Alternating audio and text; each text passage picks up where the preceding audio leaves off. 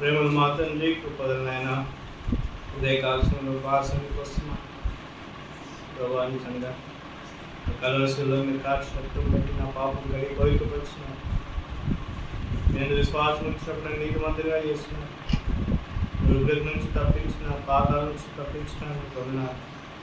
చివరి వర్తమానంలో నాతో మాతో మీరు మాట్లాడితే నడిపిస్తున్నామని వేడుకుంది. నేను మీరు సంధించుకొని వేడుకుంది. ప్రభావి దాసుని చిలుచాక మరుగుపరిచాను. కాల్చినట్టు ద్వారా కలిగి బయటపరచమని వేడుకుంది. పరలోక నుంచి వాక్కు ప్రసాదించమని వేడుకుంది. ఏ సరిపరిచితమైన శక్తి నామంలో స్తుతించి ప్రార్థించని వేడుకుంటున్నాం మా తండ్రి. ఆమేన్.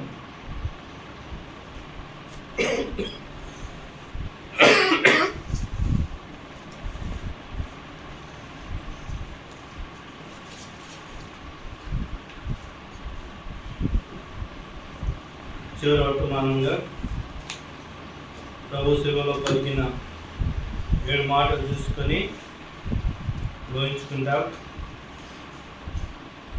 చదవండి.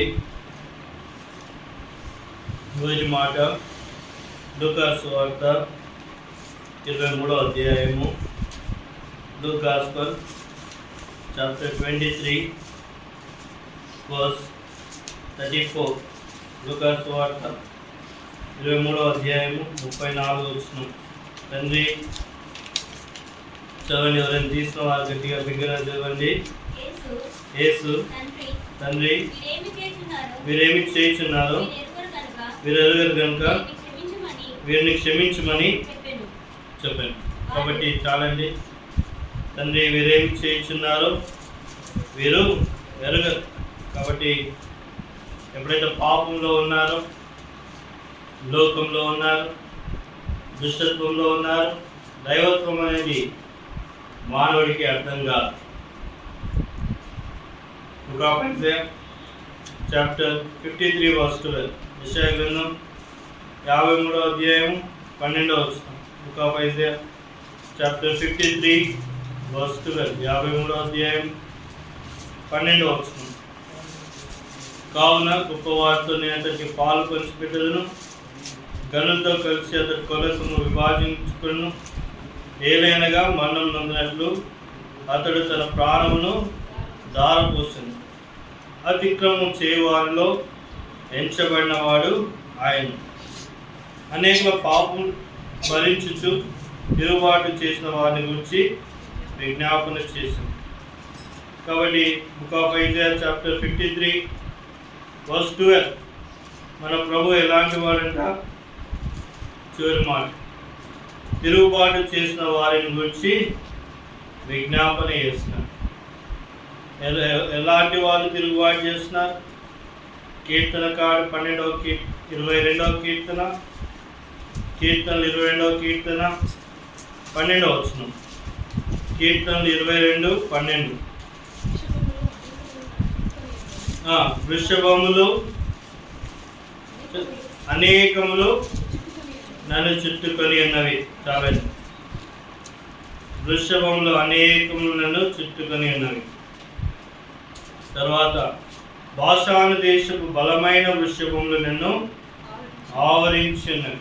కాబట్టి వృషభములు నన్ను చుట్టుకొని ఉన్నవి. బాషాను దేశపు వృషభములు బలమైన వృషభములు నన్ను చుట్టుకొని ఉన్నవి. Matthew gospel 26 verse 47. మత్తయి సువార్త 26వ అధ్యాయము 47వ వచనం. మత్తయి సువార్త 26:47. ఆయన ఇంకను మాట్లాడుచుండగా 12 మందిలో ఒకడు యూదా వచ్చును. వారితో కూడా బహుజన సమూహము కత్తులు గురియలు పట్టుకొని ప్రధాన యాజకుల యొద్ద నుండి ప్రజల యొద్ద నుండి వచ్చెను. కాబట్టి బహుజన సమూహం వచ్చిందంట ప్రభు అయిన యేసుక్రీస్తు వారిని పట్టుకోవడానికి. ఇంకా ఆ బహుజన సమూహంలో ప్రధాన యాజకులు ఉన్నారు. కాబట్టి ఇక బాషాను వృషభములు ప్రభువును చుట్టుకున్నారు, పట్టుకున్నారు. ఇక బాషాను వృషభములు ఎవరికి సాదృశ్యం అంటే ప్రధాన యాజకులకు సాదృశ్యం. ప్రభువును చుట్టుకున్నారు. కీర్తనకాడు 22వ అధ్యాయము 13వ వచనం. కీర్తనకారుడు 22వ అధ్యాయము 13వ వచనం. 22:13 చదవండి. గట్టి చదవాలి. చీల్చుచును గర్జించుచుండు సింహము వలె. కాబట్టి ఇక్కడ సింహం కనబడుతుంది. చీల్చాలి అనేటువంటి భావంతో ఉన్నటువంటి సింహం కనబడుతుంది. 13 చీల్చుచుండు గర్జించుచుండు సింహం వలె వారు నోళ్ళు తెరుచున్నారు. ఎవరంట ఈ చీల్చుచుండేటువంటి సింహము? మత్తయి సువార్త 27వ అధ్యాయము 2వ వచనం. మత్తయి సువార్త 22వ అధ్యాయం 2వ వచనం. ఆయనను బంధించి తీసుకొని పోయి అధిపతి అయిన పొంతి పిలాతునకు అప్పగించిరి.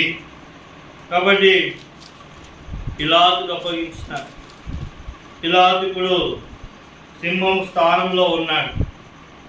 కాబట్టి అధికారి కాబట్టి ఆయన సింహం స్థానంలో ఉన్నాడు. కాబట్టి ఇప్పుడు పిలాతు కూడా దేవుణ్ణి రక్షించడానికి ఇష్టపడలేదు. నేను రక్షించడానికి నాకు అధికారం ఉన్నదన్నాడు కానీ రక్షించలేదు. తన భార్య కూడా చెప్పింది, నీతిమంతుని జోలికి పోవద్దయ్యా అని చెప్పింది. అయినా కానీ వినలేదు. యేసుక్రీస్తు వారు చూస్తున్నాడు కానీ రక్షణ పొందుకోవడం లేదు. కాబట్టి ఇప్పుడు గర్జించు సింహములకు సాదృశ్యము ఈ పిలాతు. 3వది కీర్తన 22వ కీర్తన 16వ వచనం. కుక్కలు నన్ను చుట్టుకొని ఉన్నవి. కాబట్టి కుక్కలు నన్ను ఏం చేస్తున్నాయి? చుట్టుకొని ఉన్నవి. కాబట్టి కీర్తన మత్తయి సువార్త 27వ అధ్యాయము 23వ వచనం. మత్తయి సువార్త 27వ అధ్యాయము 23వ వచనం. అధిపతి ఎందుకు ఇతడు ఏ దుష్కార్యము చేసినని అడగగా వారు సిలువ వేయమని మరీ ఎక్కువగా కేకలు వేసారు. కాబట్టి యూదులు ఏమి లేదు, ఎందుకు ఈయనను సిలువ వేయాలా, దైవస్వరూపి ఈయనను ఎందుకు సిలువ వేయాలా, ఏం లేదు. ఒకటే వాళ్ళు కేకలు వేసినారు. ఏంటి అంటే ఆ కేకలు? సిలువ వేడి, సిలువ వేడి. కాబట్టి ఇక యూదులు ఎవరికి సాదృశ్యం అంట? కుక్కలకు సాదృశ్యం. కాబట్టి మొదటిది భాషాను వృషభములు ప్రధాన యాజకులు ప్రభువైన యేసుక్రీస్తు వారిని ఆవరించినారు. రెండవది గర్జించు సింహము ఎవరికి సాదృశ్యం అంట? పిలాతుకు సాదృశ్యం. మూడవది కుక్కలు నన్ను చుట్టుకొని ఉన్నవి, ఆయనను సిలువేమో సిలువేమో అని అంటున్నారు. నాలుగవది కీర్తనలు 22వ కీర్తన 21వ వచనం. 22వ కీర్తన 21వ వచనం. సింహము నోటి నుండి నన్ను రక్షించుము, గురుపోతుల కొమ్ములో నుండి నన్ను రక్షించి నాకు ఉత్తరమేమో. గురుపోతు కొమ్ము మేకలా ఉంటుంది కానీ ఒకటే కొమ్ము ఉంటుంది, గురుపోతు కొమ్ము. కాబట్టి గురుపోతు కొమ్ము ఎవరికి సాదృశ్యము? యోహాను సువార్త 19వ అధ్యాయము 34వ వచనం. John gospel chapter 19:34. యోహాను సువార్త 19వ అధ్యాయము 34వ వచనం. యోహాను సువార్త 19వ అధ్యాయము 34వ వచనం. సైనికుల్లో ఒకడు ఈటతో ఆయన ప్రక్కను పొడిచెను, కాబట్టి వెంటనే రక్తము నీరును కాలెను. కాబట్టి సైనికుల్లో ఒకడు ఆయన ప్రక్కను పొడిచినాడంట. గురుపోతుకు ఆయన ప్రక్కను పొడిచినాడు. కాబట్టి వీళ్ళందరి గురించి ప్రభు చెప్తున్న మాట ఏంటిది? తండ్రి వీరేమి చేయించున్నారో వీరెరగరు కనుక వీరిని ఏం చేయమంటున్నాడు? ఆయన క్షమించమని అంటున్నాడు. కాబట్టి ప్రధానులు ఆయన మీదకి వచ్చినారు, అధికారులు ఆయన మీదకి వచ్చినాడు, తర్వాత పిలాతు ఆయన మీదకి వచ్చినాడు. పిలాతు కూడా ఆయనను రక్షించలేదు. ఆయన రక్షణ అడగలేదు, ఆయన ప్రభువుని రక్షించలేదు, ఆయన అధికారం ఏమాత్రం ఉపయోగించుకోలేదు. ఆయన కూడా సింహం వల్ల ఆయన మీదకి వచ్చినాడు. నిన్ను రక్షించడానికి నాకు అధికారం ఉంది అన్నాడు కానీ ప్రభువును రక్షించలేదు. తర్వాత కుక్కలు, యూదులు. కాబట్టి యూదులు ఏం చేస్తున్నారు? సిలువ వేయమని అరుస్తున్నారు, కేకలు వేస్తున్నారు. వెళ్తుంటే ఎవరైనా వెళ్తుంటే కుక్కలు వచ్చి అరుస్తుంటాయి. There is no reason. కాబట్టి అరుస్తూ ఉన్నారు, కేకలు వేయండి. ఏమయ్యా ఆయన నీతిమంతుడయ్యా అంటే సిలువ వేయండి అంతే, సిలువ వేయండి. యూదులు కుక్కల వల్ల అరుస్తున్నారు. 4వది గురుపోతు కొమ్ము. సైనికులు ప్రక్కన పొడిచినారు, రక్తము నీరు కారణం. కాబట్టి తండ్రి వీరు ఏమి చేయించున్నారు వీరు ఎరుగరు. 2వ మాట లూకా సువార్త 23వ అధ్యాయం 43వ వచనం. లూకా సువార్త 23వ అధ్యాయము 43. అందుకు ఆయన వారితో నేడు నీవు నాతో కూడా పరదేశంలో ఉంది. కాబట్టి ఇద్దరు దొంగలు, కుడివైపునున్న దొంగ, ఎడం వైపున్న దొంగ. ఈ కుడివైపున్న దొంగ, ఎడం వైపున్న దొంగ మత్తయి సువార్తలో రాయబడింది, ఇద్దరు దేవుని దూషించినారంట. అయితే ఈ కుడివైపు ఉన్నటువంటి దొంగ ఏమన్నాడు? 23వ అధ్యాయం లూకా సువార్త 23వ అధ్యాయము చదవండి. లూకా సువార్త 23వ అధ్యాయము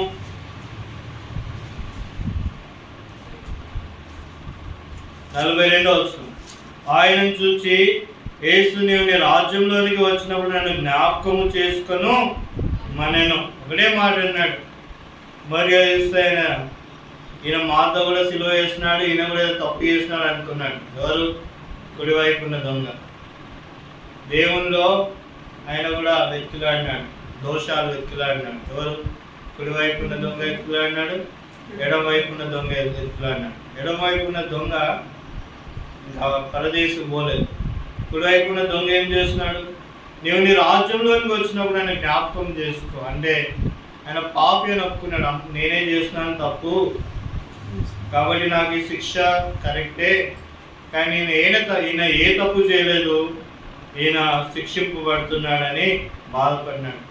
దీనికి సాదృశ్యంగా పాత నిబంధన గ్రంథంలో యెషయా గ్రంథం 53:11 ఒక మాట రాయబడింది. Book of Isaiah chapter 53 verse 11. 53వ అధ్యాయము 11వ వచనం. అతడు తనకు కలిగిన వేదన చూసి తృప్తి పొందు. నీతిమంతుడైన నా సేవకుడు జనుల దోషమును భరించి తనకున్న అనుభవ జ్ఞానము చేత అనేకులను నిర్దోషులుగా చేయను. కాబట్టి ప్రభు ఈ యొక్క వేదనంతా ఒకవైపు, శ్రమలన్నీ ఒకవైపు ఏమో ఒక ఆయన ఏం చేస్తున్నాడు? నేను చేసినానయ్యా తప్పు, ఇది నా తప్పు అని ఒప్పుకున్నాడు. ఎవరు? కుడివైపున్న దొంగ. అయితే ప్రభు ఏం చేస్తున్నాడు? 11వ వచనంలో అతడు తనకు కలిగిన వేదనను చూసి తృప్తి పొందును. వేదనలో ఒక పాపి రక్షింపబడినాడు. ప్రభు ఏం చేస్తున్నాడు? తృప్తి పొందినాడు. తర్వాత నీతిమంతుడైన నా సేవకులను జనుల దోషమును భరించి తనకున్న అనుభవ జ్ఞానము చేత అనేకులను ఏం చేస్తున్నాడు? నిర్దోషులుగా తీర్చిన. అదే సిలువలో ఆ యొక్క కుడివైపు ఉన్న దొంగను దేవుడు ఏం చేస్తున్నాడు? నిర్దోషిగా తీర్చినాడు. కాబట్టి ప్రభు దగ్గరికి వచ్చి ప్రభు ఆ పాపిని అనుకుంటే ఆయనకున్న అనుభవ జ్ఞానము చేత నిర్దోషిగా తీరుస్తాడు. మూడవది John gospel chapter 19 verse 26 and 27. యోహాను సువార్త 19వ అధ్యాయము 26-27. యోహాను సువార్త 19:26-27.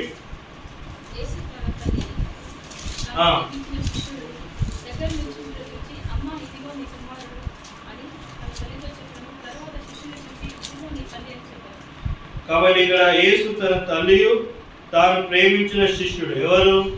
యోహాను దగ్గర నిలిచిండుట చూచి అమ్మా ఇదిగో నీ కుమారుడని తన తల్లితో చెప్పాడు. తర్వాత శిష్యుని చూచి ఇదిగో నీ తల్లి అని చెప్పాను. ఆ గడియందు ఆ శిష్యుడు ఆమెను తన ఇంట చేర్చుకున్నాడు. ఇప్పుడు తల్లి యొక్క బాధ్యత యేసు మీద ఉంది. కాబట్టి ఇప్పుడు యోసేపు గురించి ఇక్కడ రాయబడలేదు. మరి యోసేపు ఆ దినం వరకు ఉన్నాడో లేదో తెలియదు, కానీ మరి ఇక్కడ తల్లి బాధ్యత యోహానుకు అప్పగించినాడు. కాబట్టి ఈ లోకంలో ఉన్నటువంటి తల్లిదండ్రుల మీద కూడా మనం ఏముండాలా? బాధ్యత కలిగి ఉండాలి. కాబట్టి ప్రభు నేను నా తండ్రి పని మీద వచ్చినానని చెప్పినాడు. తన శరీరానుసారమైనటువంటి తల్లిదండ్రులకు నేను నా తండ్రి పని మీద ఈ లోకానికి వచ్చినానని చెప్పినాడు. కాబట్టి ఆయన తండ్రి పని నెరవేర్చినాడు. పరలోకంలో నుండి వచ్చిన దేవుడు తన తండ్రి పని నెరవేర్చినాడు. శిలువలో తన ప్రాణాన్ని పెట్టినాడు. అంతేకాదు జన్మనిచ్చిన తల్లి బాధ్యత కూడా నెరవేర్చినాడు. అంటే శరీరానుసారుగా జన్మనిచ్చిన తల్లి బాధ్యత కూడా ఏం చేసినాడు? నెరవేర్చినాడు. యోహానుకి తన తల్లిని ఏం చేసినాడు? అప్పగించినాడు. నిర్గమకాండం 20వ అధ్యాయము 12వ వచనం. నిర్గమకాండం 20వ అధ్యాయము 12వ వచనం.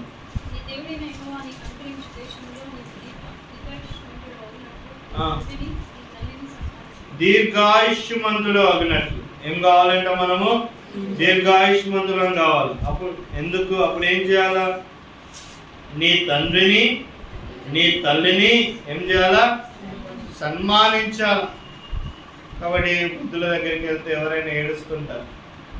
ఎందుకంటే వాళ్ళ కుమారులు సన్మానించని పరిస్థితిలో ఉంటారు. కానీ బైబిల్ చెప్తున్నది నీ తండ్రిని నీ తల్లిని ఏం చేయాలా? సన్మానించు. ఇది ఎక్కడి నుంచి వచ్చింది? యేసుక్రీస్తు వారు ఆజ్ఞ ఇచ్చినాడు. ఆజ్ఞను ఏం చేసినాడు? నెరవేర్చినాడు. తన తల్లిని యోహానుకు ఏం చేసినాడు? అప్పగించినాడు. కాబట్టి 3 మాటలు. మొదటి మాటలు, తండ్రి వీరేమి చేయించున్నారో వీరు ఎరుగరు. ఎవరు? ప్రధాన యాజకులు, తర్వాత పిలాతు, యూదులు, సైనికులు. వీళ్ళు ఏం చేస్తున్నారో వాళ్ళకి తెలియదు. తెలియకుండానే ప్రభువును దూషించినారు, కొట్టినారు. ప్రభువును శిలువకు అప్పగించినారు, శిలువ వేసినారు. తర్వాత ప్రభు మీద అరిసినారు. ప్రభు యొక్క పక్కలో బల్లాన్ని దించినారు. రెండవది, కుడివైపు ఉన్నటువంటి దొంగ శిలువలోనే ప్రభు నన్ను క్షమించని అడిగినాడు. ప్రభుకు అనుభవమైనటువంటి జ్ఞానం ద్వారా కుడివైపున దొంగను ఏం చేసినాడు? ప్రభు క్షమించినాడు, పరదేశంలోకి తీసుకుని పోయినాడు. మూడవది చూసినట్లయితే శరీరానుసారంగా జన్మనిచ్చినటువంటి తల్లి మరియా గారిని ఏం చేసినాడు? అమ్మా నేడు నీవు ఆమెతో ఏమన్నాడు? అమ్మా ఇదిగో నీ కుమారుడు. యోహానుతో ఏమన్నాడు? ఇదిగో నీ తల్లి. అప్పుడు యోహాను ఏం చేస్తున్నాడు? మరియాను తన ఇంటిలో చేర్చుకున్నాడు. 4వ విషయం చూడండి. మత్తయి సువార్త 27వ అధ్యాయము 46వ వచనం. Matthew Gospel 27 verse 46. మత్తయి సువార్త 27వ అధ్యాయము 46వ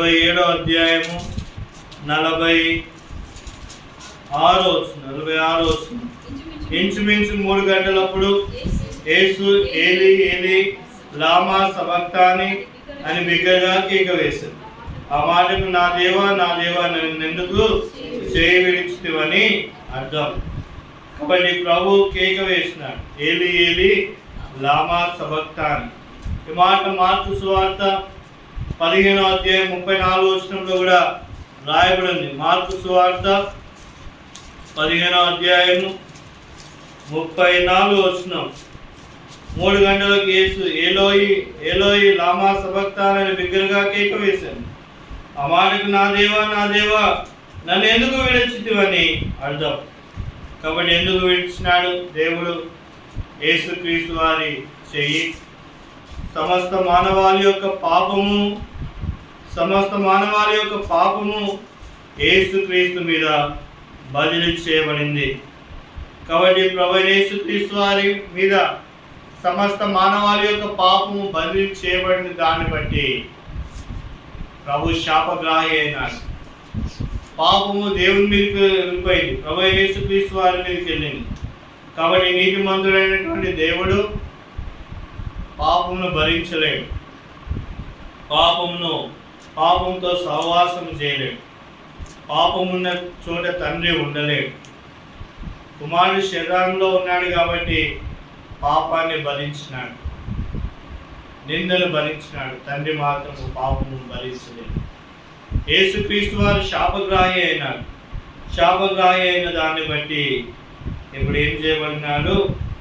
యేసుక్రీస్తుని ఏం చేసినాడు? వదిలిపెట్టినాడు. నా దేవా నా చెయ్యి ఎందుకు విడిచితివి? ఎందుకంటే మన పాపము ప్రభు మీద బదిలీ చేయబడింది. మన పాపము ప్రభు మీద బదిలీ చేయబడిన దాన్ని బట్టి ప్రభు శాపగ్రాహి అయినాడు. కాబట్టి నీతిమంతుడైన దేవుడి శాపాన్ని, పాపాన్ని పట్టుకోలేడు. దాన్ని బట్టే ప్రభు యేసుక్రీస్తు వారి చేయి విడిచినాడు. కాబట్టి దేవుడు చేయి విడిస్తే అది ఎంతో ఘోరమైనటువంటి బాధ. ప్రభు మనతో లేకపోతే ఘోరమైనటువంటి బాధ. ప్రభుతో సహవాసం లేకపోతే ఘోరమైనటువంటి బాధ. ప్రభు మనతో ఉన్నాడనుకోండి, ప్రభుతో మనం సంచరిస్తున్నాం, ప్రభు మనతో మాట్లాడినట్టు బాగానే ఉంటుంది. ప్రభు వదిలిపెడితే బాధ. ఏదెందో ఆదామవ్వలు కూడా ప్రభుతో ఉన్నారు, ప్రభుతో సహవాసం చేసిన.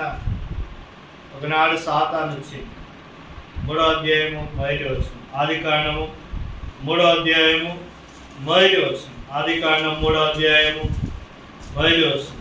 దేవుడైన యెహోవా చేసిన సమస్త భూజంతువుల్లో సర్పము యుక్తి గలదై ఉండెను. అది ఆ స్త్రీతో, ఇది నిజమా? ఈ తోట చెట్లలో దేని ఫలంనైనా మీరు తినకూడదని దేవుడు చెప్పాను అని అడిగాను. అందుకు స్త్రీ, ఆ తోట చెట్ల ఫలంలో మేము తినవచ్చును, అయితే ఆ తోట మధ్య ఉన్న చెట్టు ఫలములను గూర్చి దేవుడు మీరు చావుకున్నట్టు వాటిని తినకూడదని, వాటిని ముట్టకూడదని చెప్పరని సర్పం కరెను. అందుకు సర్పం, మీరు చావనే చావరు.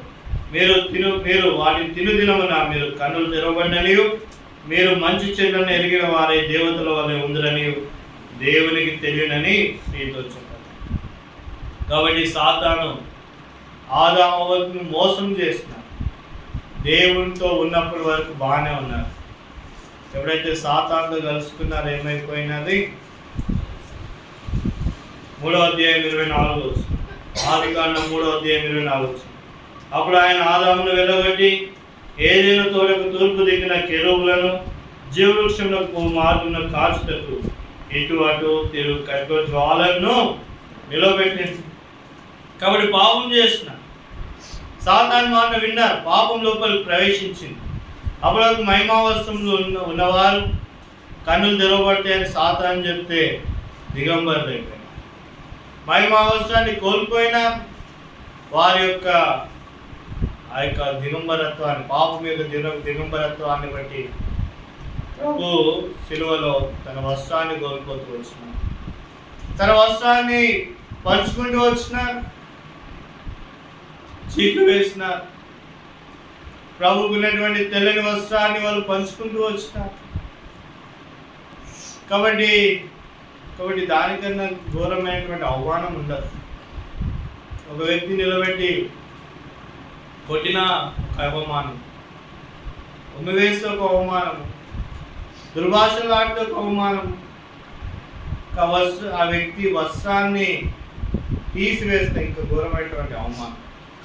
మన ఒక వ్యక్తి జొమాటోలో పనిచేసుకునేటువంటి వ్యక్తి మొదటిగా తిట్టినారు, భరించినాడు.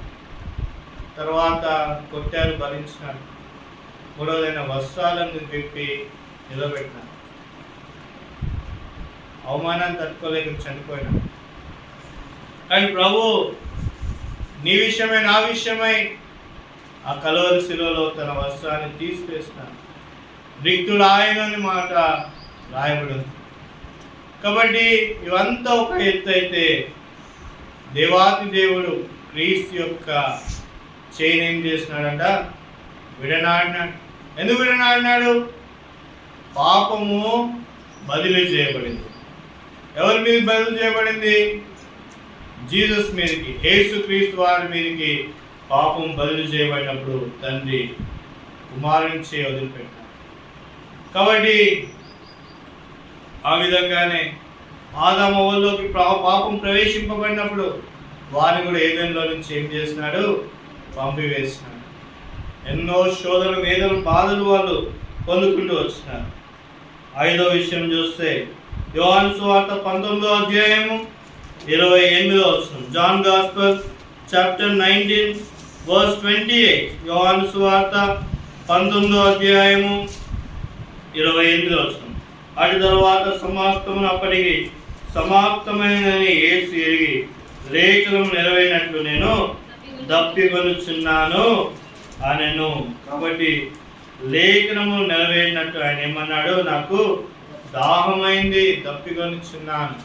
కీర్తనలు 69వ కీర్తన 21వ వచనం. కీర్తనలు 69వ కీర్తన 21వ వచనం. 69, 21. 69వ కీర్తన 21వ వచనం. వారు చేదును నాకు ఆహారముగా పెట్టి నాకు దప్పి అయినప్పుడు చిలకను త్రాగనిచ్చి. కాబట్టి ఆయన చిలకను, మత్తును, చేదును వారు ఆయనకి ఏం చేస్తున్నారంట? తాగనిచ్చినారు. కాబట్టి ప్రభు నీ విషయమై, నా విషయమై ఆ యొక్క పాప పాత్ర, ఆ యొక్క చిలకను ఆయన ఏం చేస్తున్నాడు? తాగినాడు. కాబట్టి నీ విషయమై, నా విషయమై, నీ చేదు, నా చేదు, నీ పాపము, నా పాపం. కాబట్టి భరించినాడు. ఆ యొక్క చేదును ఆయన శిలువలో ఏం చేస్తున్నాడంట? తాగినాడు. కాబట్టి వారు ఏం చేస్తున్నారు? చేదును నాకు ఆహారంగా పెట్టిరి, నాకు తప్పి అయినప్పుడు చిలకను త్రాగించిరి. కాబట్టి చిలకను ఆయన త్రాగిన వాడుగా ఉన్నాడు. ఆయనకు దాహమైనప్పుడు వారు నీళ్ళు ఇవ్వలేరు, జీవాన్ని ఇవ్వలేరు. ఏమి ఇచ్చినారంట? చేదు. అంతగా ప్రభువును శిలువలో వాళ్ళు ఏం చేస్తున్నారు? హింసించినారు. కాబట్టి పాప విషయమై ప్రభు చేదును తీసుకున్నాడు. పాప విషయమై పాపిని రక్షించడానికి ప్రభు ఆ యొక్క చేదు పాత్రను అనుమతించిన వాడుగా ఉన్నాడు. తర్వాత ఆయన యోహాను సువార్త 19వ అధ్యాయము 30వ వచనం. John gospel chapter 19 verse 30. యోహాను సువార్త 19వ అధ్యాయము 30వ వచనం. యేసు ఆ చిలుక పుచ్చుకొని సమాప్తమైనదని చెప్పినాడు. ఇంకా అయిపోయింది. సమస్త మానవాళి యొక్క పాపాన్ని నేనేం చేసినాను? భరించినాను. ఆ పాప పాత్ర, క్రోధ పాత్ర, ఉగ్రత పాత్ర, ఇవన్నీ కూడా నేను తీసేసుకున్నాను. అందరి విషయమై నేను చేయాల్సినటువంటి శ్రమ, పడాల్సినటువంటి శ్రమ నేనేం చేసినాను? పొందినాను. కాబట్టి ఇప్పుడు ఆయన ఏమని చెప్తున్నాడు? సమాప్తము అయినది. యోహాను సువార్త 19వ అధ్యాయము 30వ వచనంలో ప్రభు చెప్తున్న మాట సమాప్తము అయింది. ఇప్పుడు ఈ మాట విషయం చూసినట్లయితే book of Isaiah chapter 53 verse 11లో, యెషయా గ్రంథం 53వ అధ్యాయము 11వ వచనంలో ఒక మాట రాయబడి ఉంది. 53వ అధ్యాయము 11వ వచనంలో, అతడు తన కలిగిన వేదనను చూసి ఏమి చేస్తున్నాడంట? తృప్తి పొంది ఆయన ఏం చెప్తున్నాడు? నేను నీతిమంతుడైన నా సేవకుడు ఏం చేస్తున్నాడంట?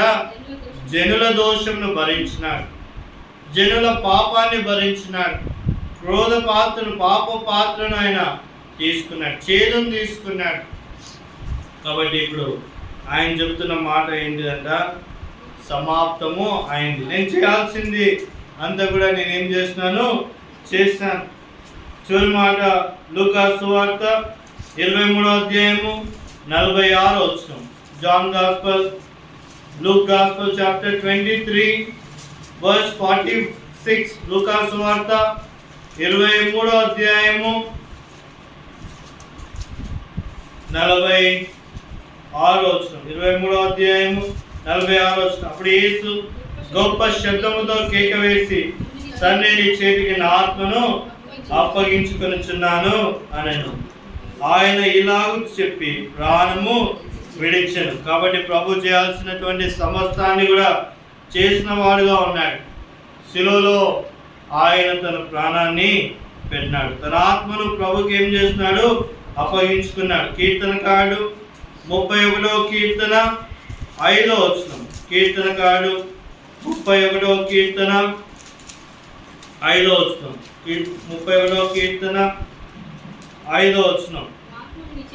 నా ఆత్మను నీ చేతికి అప్పగించున్నాను, యెహోవా సత్యదేవా, నన్ను విమోచించువాడు నీవే. కాబట్టి ప్రభు తన ఆత్మను దేవునికి అప్పగించినాడు. అప్పగించి సమస్త మానవాళి కొరకు తన ప్రాణాన్ని పెట్టినాడు. తను చేయాల్సిందంతా కూడా ఆ యొక్క శిలువలో ఆయన చేసిన వాడుగా ఉన్నాడు. అందుకోసమే రోమీయులకు రాసిన పత్రిక 5వ అధ్యాయము 9వ వచనంలో రాయబడి ఉంది. ఏమని రాయబడింది? రోమీయులకు రాసిన పత్రిక 5వ అధ్యాయము 9వ వచనం. ఆయన రక్తం వల్ల ఏమైతున్నామంటే మనము నీతిమంతులంగా మార్చబడుతున్నాం. రోమీయులకు రాసిన పత్రిక 5వ అధ్యాయం 9వ వచనం. కాబట్టి ఆయన రక్తం వల్ల ఇప్పుడు నీతిమంతులంగా తీర్చబడి మరింత నిశ్చయంగా ఆయన ద్వారా ఉగ్రత నుంచి రక్షింపబడము. కాబట్టి యేసు రక్తము ప్రతి పాపంలో నుండి ఏం చేసింది? పవిత్రపరిచింది. ఆ రక్తం ఎక్కడైతే ఉందో, ఆ రక్తం ఎక్కడైతే చిందించబడిందో, ఆ రక్తము ఎవరి హృదయంలోకి అయితే వచ్చిందో, ఆ రక్తము ఎవరి హృదయంలోకి వచ్చి పాపాలు కడగబడినాయో వారు నీతిమంతులుగా మార్చబడినారు. వారు నీతిమంతులుగా మార్చబడుతూనే ఉన్నారు. దేవుని ఉగ్రతకు వారు దూరమైపోయినారు. పాతాళం నుంచి వారు విమోచన జరిగింది. పాతాళంలోకి ప్రవేశం వారికి లేదు. ఎక్కడికి ఇచ్చారు వారికి ప్రవేశము? నిత్య రాజ్యము, పరలోక రాజ్యంలో వారికి ఏం దొరికింది? ప్రవేశం దొరికింది. కాబట్టి ప్రభు యేసుక్రీస్తు వారు మరణించినాడు, తన ఆత్మను అప్పగించినాడు, సమాధి చేయబడినాడు. 3వ దినాన ప్రభు యేసుక్రీస్తు వారు ఏం చేయబడినాడు? తిరిగి లేచినాడు. కాబట్టి లేఖనం ద్వారా, లేఖనం బట్టి 1 కొరింథీయులకు రాసిన పత్రిక 15వ అధ్యాయం 3వ వచనం. 1 కొరింథీయులకు రాసిన పత్రిక 15వ అధ్యాయం 3వ వచనం. 1 కొరింథీ 15:3.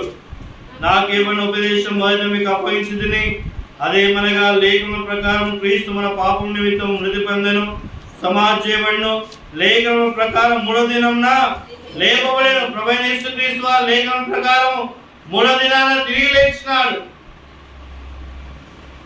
ఆయన 2వ ఆదాం. మొదటి ఆదాం పాపం బట్టి ఏదెన్ నుంచి బయటికి వచ్చినాడు. 2వ ఆదాంగా ప్రభువైన యేసుక్రీస్తు వారు వచ్చి శిలువ మీద తన రక్తాన్ని కార్చినాడు. కాబట్టి 45వ వచనం. 1 కొరింథీయులకు రాసిన పత్రిక 5వ అధ్యాయం 15వ అధ్యాయం 45వ వచనం. ఇందు విషయమై ఆదాము మొదటి మనుష్యుడు జీవించు ప్రాణి ఆయనని వ్రాయబడి ఉన్నది. కాబట్టి ఆదాము జీవింపజేయు ఆత్మ ఆయన. కాబట్టి ప్రభువైన యేసుక్రీస్తు వారు జీవింపజేయు ఆత్మ ఆయనాడు. అందుకోసమే పరిశుద్ధాత్మ దేవుడు ప్రభువైన యేసుక్రీస్తు వారు ఆరోహణమై ఇక్కడి నుంచి భూలోకం నుంచి పరలోకంలోకి వెళ్ళినప్పుడు పరిశుద్ధాత్మ దేవుడు మన మధ్య నివసించినాడు. పరిశుద్ధాత్మను బట్టి మనం నడిపించబడుతున్నాం. పరిశుద్ధాత్మ దేవుని బట్టి మనం నడిపించబడుతున్నాం. పాత అంతా కూడా సమాప్తమైపోయింది. సమస్తం కూడా ఏమైపోయింది? నూతనమైంది. ప్రభువైన యేసుక్రీస్తు వారు 2025 సంవత్సరాల క్రితం వచ్చి మరణించి సమాధి చేయబడి తన రక్తాన్ని కార్చి సమాధి చేయబడి పునరుద్ధరణ తిరిగి లేచి సమస్తాన్ని ఏం చేసినాడు? నూతనపరిచినాడు. ప్రకటన గ్రంథం 21వ అధ్యాయము 5వ వచనం. ప్రకటన గ్రంథం 21వ అధ్యాయము 5వ వచనం. అప్పుడు సింహాసనాసీనుడైన వాడు, ఇదిగో సమస్తమును నూతనమైనవిగా చేయించున్నానని చెప్పాను. కాబట్టి అన్ని కూడా నూతనమైపోయింది. పాత జీవితం మారిపోయింది. పాతాళం పోయింది, నిత్య జీవం, నిత్యరాజ్యం వచ్చింది. పాపం పోయింది, నూతనత్వం వచ్చింది, నీతి వచ్చింది. ప్రియ సహోదరుడా, ఇంకా దేవుని నమ్ముకోకపోతే, నీ జీవితాన్ని దేవునికి ఇవ్వకపోతే ప్రభు కార్చిన రక్తం వృధానే. ప్రభు నేను నూతనత్వంలోకి తీసుకొని వస్తాను. తన నూతన జీవితాన్ని ఇస్తే నిత్య రాజ్యం ఉంది, పరలోక రాజ్యం ఉంది. ఇక్కడ ఉన్న వారు అనేక మంది తమ జీవితాన్ని నూతన పరుచుకున్నారు. నేను కూడా ప్రభు నేను పాపినని 2 మాటలు ప్రార్థన చేస్తే ప్రభు నీ జీవితాన్ని మార్చేవాడుగా ఉన్నాడు. రండి ప్రార్థన చేసుకుందాం. మోకాలు రండి.